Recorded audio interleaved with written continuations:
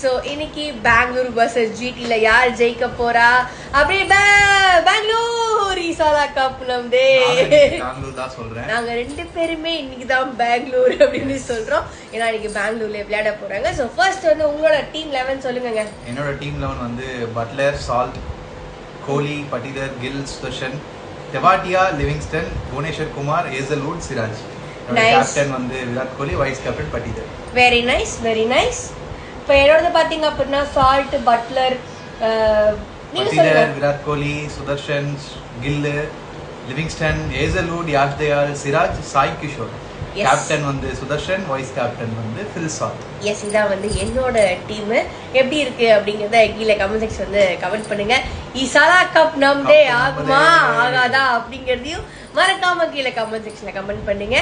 So தொடர்ந்து இந்த வீடியோக்கு எங்களுக்கு சப்போர்ட் பண்ணிக்கிட்டே இருங்க. தேங்க்யூ.